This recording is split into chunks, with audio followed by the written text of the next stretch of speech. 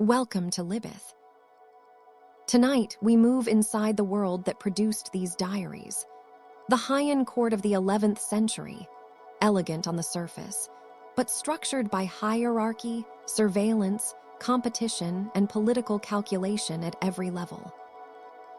This was a society where poetry functioned as social currency, where marriage operated as political strategy, where women could become culturally indispensable while remaining structurally constrained, and where appearance itself became a form of power. Tonight, we examine the system these women inhabited, the pressures it imposed, and the invisible architecture shaping every page they wrote. To understand what these three women were doing in their diaries, what they were working against, what it cost them, why the specific form of the diary mattered, you need to understand the world they were writing inside. Not as background, not as historical decoration, but as the active force that shaped every choice they made. The Heian court was not simply a setting. It was a total system, one in which the social, the aesthetic, the economic, and the political were not separate domains, but aspects of a single structure. And that structure determined what a woman of their class could do, could say, could want, and could become. The period we are talking about runs, roughly, from the year 1000 to 1060. The capital is Heian, present-day Kyoto. At the center of the political system is the imperial family, but the emperor's actual authority has been systematically reduced over the preceding century through a process that is one of the more elegant mechanisms of political control in world history. The Fujiwara clan, one of the great aristocratic families, had established a pattern of marrying their daughters into the imperial family as consorts and empresses. When those daughters produced imperial heirs, the Fujiwara became the regents of those heirs. First when the emperor was a child, then when the emperor was an adult who had been raised inside a Fujiwara household and whose political instincts had been shaped accordingly. The emperor reigned. The Fujiwara governed. By the time Murasaki Shikibu was writing her diary, this system had reached its apex in the person of Fujiwara no Michinaga. He was, by any measure, the most powerful man in Japan. He had placed 3 of his daughters as imperial consorts or empresses. He controlled appointments, marriage alliances, succession decisions. He wrote a poem that compared himself to the full moon, unobstructed, complete, filling the sky, and it was not considered an embarrassing overreach. He was, in the context of his own world, simply stating the fact. And he appears in Murasaki's diary, flirtatious and confident and politically overwhelming, as a man who expects to get what he wants, and usually does, described by a woman who sees exactly what he is and handles him with a precision that borders on deflection. This is the machine that the 3 diaries were written inside. Power concentrated at the top, flowing through women, through strategic marriage and the production of heirs, which created a strange paradox. Women were politically crucial and politically invisible simultaneously. A Fujiwara daughter placed as empress was a political instrument of the highest order, carrying the weight of a clan's ambitions in her body. A lady-in-waiting at that empress's court was not decorative. She was a conduit of information, of influence, of social connection. The quality of her poetry was a form of political capital. Her aesthetic accomplishments reflected on her mistress, and her mistress's prestige reflected on her master's power. These women were part of the machine. They were just not acknowledged to be. Now situate the 3 diarists within this structure. Murasaki Shikibu is as close to the center as a woman of her class could get. She is serving Empress Shoshi, Michinaga's daughter, one of the two competing empresses of the moment, and her diary is written at the height of Shoshi's influence. This gives Murasaki access to everything: the great ceremonies, the internal politics, the precise social calculations that governed every interaction. She is inside the engine. She can see how the gears turn, who is pulling what levers, what each exchange of poetry is actually about beneath its aesthetic surface. This proximity is both her privilege and her particular form of suffering, because she cannot unsee what she sees, and what she sees is not always flattering to the world she is embedded in.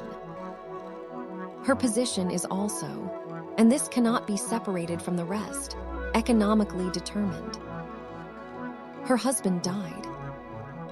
She was a widow with a daughter and limited independent resources, and service at the Empress's court was not simply an honor, it was economic survival.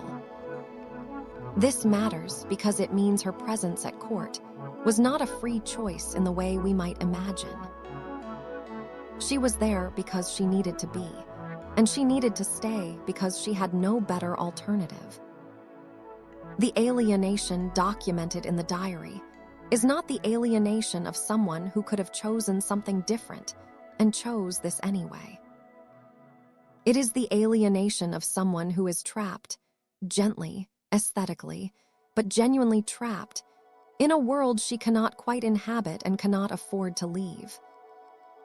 Izumi Shikibu occupies a very different position within the same structure. She is mid-rank, the daughter of a provincial governor, as Murasaki is, but without the stabilizing structure of a powerful empress's household behind her. She has been divorced, which in the Heian system means a specific kind of exposure. The economic and social protections that come with a functional marriage are gone, and the institutional context that would allow her to manage her visibility is absent. She is connected to the court primarily through her poetry. Her reputation as a poet is real and widely acknowledged, but poetic reputation is cultural capital, not social protection. It makes her interesting. It does not make her safe. Her relationships with imperial princes, first Tamataka, then Atsumichi, need to be understood not only as romantic events, but as political ones. In the Heian system, a woman of her rank involved with members of the imperial family was visible in ways that attracted commentary from people who had both aesthetic and political interest in such things. The court watched. The factions surrounding those princes took note. Her affairs were not simply personal matters that happened to become known. They were, by virtue of who the men involved were, events with political dimensions, and the judgment of the court was never purely aesthetic. It was always also calculating.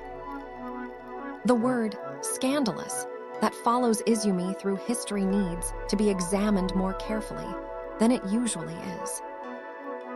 The scandal was not simply that she loved people outside the bounds of strict propriety. The Heian court had its own complicated relationship with erotic life and was not naively puritanical about it. The scandal was structural. She lacked the institutional context that would have allowed her relationships to be managed discreetly. She was without the protection of a powerful patron employer, and the men she was involved with were politically significant enough that her relationships with them were not containable within the private sphere. Murasaki could describe her in 2 sentences and call her brilliant but questionable. Murasaki was writing from inside Empress Shoshi's household with the protection of that context. Izumi was writing from outside that protection. The scandal was partly a function of position. Sarashina, the author of the Sarashina Diary, comes to this world from a different direction entirely. She writes from the late Heian period, perhaps 50 years after Murasaki and Izumi, when Fujiwara dominance is beginning very slightly to erode, though not enough to change the fundamental shape of the world she is describing. Her father is a provincial governor, a position that is respectable within its tier, but not politically central. The family has literary prestige. Sugawara no Michizane, the great scholar-statesman, is an ancestor, but that prestige is historical rather than active. It gives her an education, a certain cultural standing, and an ancestor to be proud of in the abstract, without giving her the social connections that would translate into a meaningful court position.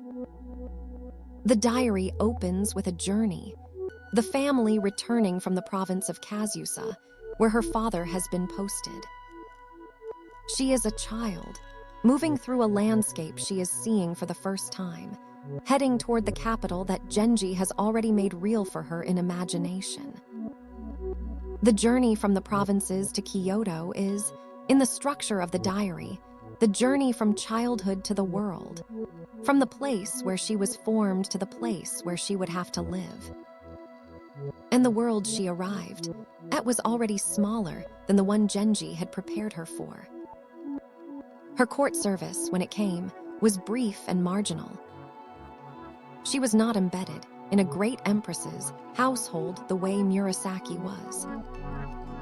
She served for a limited period, observed some ceremonies, met some interesting people, and found the whole thing considerably less transformative than she had expected. This was predictable, given the gap between her connections and the connections required for a more central position. But the predictability of it did not make the disappointment smaller. The economic dimensions of all three women's situations are worth naming directly, because the diaries sometimes obscure them beneath aesthetic and emotional concern. Murasaki is at court partly from necessity. Izumi is without the economic protections that a stable marriage would have provided. Sarashina's situation is tied to her father's appointments and later to her husband's position. The literary life she describes takes place within material constraints that the diary doesn't always foreground, but that structured everything. These women were not writing from positions of financial security that allowed them the luxury of pure aesthetic concern. They were writing from positions of genuine economic dependence, in which the choices available to them were limited not only by social convention, but by material reality. The question of social mobility illuminates the differences among the three women most sharply. For a woman of the mid-rank in Heian, Japan, the maximum available access to the social world was through imperial service, serving as a lady-in-waiting at a powerful empress's court. This is precisely what Murasaki achieved, which is why her position is as close to the center as it is. But service of this kind raised visibility. It did not raise rank. A woman could become more prominent, better connected, more highly regarded for her poetry and her aesthetic accomplishments, without moving upward in the formal social hierarchy. The talent that made you valuable could not be converted into the kind of structural security that rank would have provided. For Murasaki, this means that her Chinese literacy, her ability to read the classical Chinese that was the prestige language of men, was a form of capital she could not use. She hid it.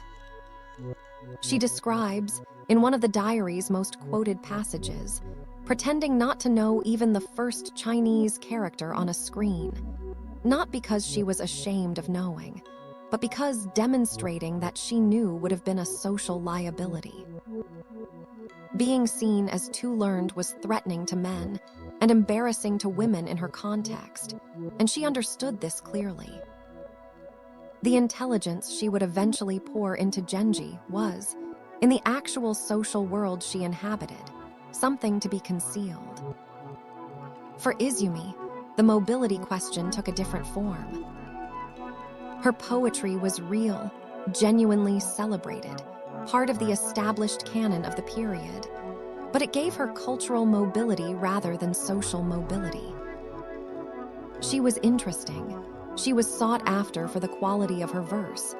She was the subject of the kind of attention that brilliant people attract. What she did not have was the structural protection that would have made that attention safe. The only available form of upward movement, connection to a figure of higher rank, was precisely what produced her reputation and her exposure.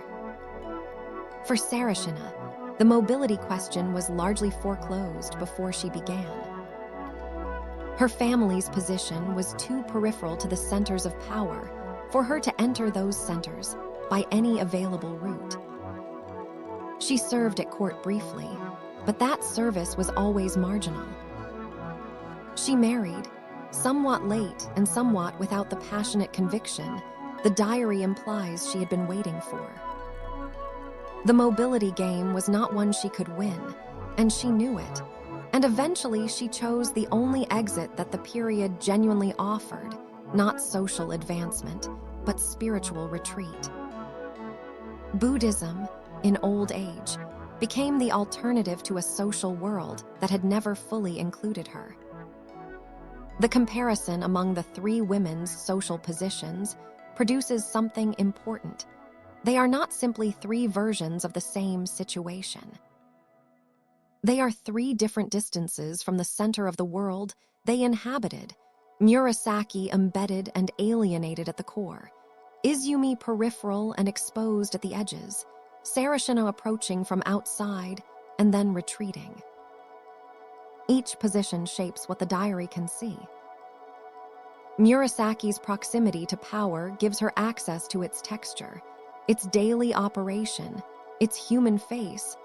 She knows exactly what Michinaga looks like when he flirts, how the ladies-in-waiting calculate their social positions, what the ceremonies sound and smell and feel like from inside. Izumi's peripherality gives her a view of the system's edge, where the rules become visible because you are standing where they punish you. Sarashina's distance gives her the approaching view, and then the retrospective view, the world seen first from outside, then briefly from inside, then from the long perspective of a life that has survived it.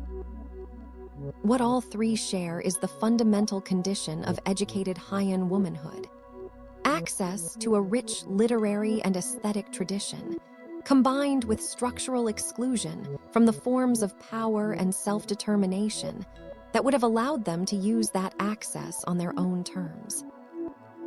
They could write. They could read. They could produce poetry that was admired and circulated. They could observe the world they lived in with intelligence and sensitivity and precision. What they could not do was convert any of that into the kind of authority that would have allowed them to inhabit the world fully, on their own terms, without performing the specific femininity the system required of them. The diary was the form in which they were not required to perform it. And all three of them knew this.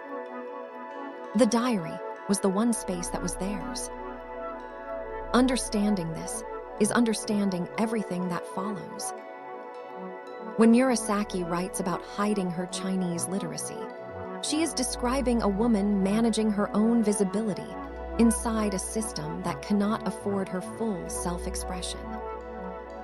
When Izumi writes about desire without apology, she is doing the opposite, insisting on visibility, at the cost of social standing, in the one form that she controlled. When Sarashina writes about waiting for the world to become the story she had been promised, she is documenting a life shaped entirely by the expectations that the culture's own literary tradition had built into her. Expectations the system produced and then refused to satisfy. The social context is not background. It is the argument.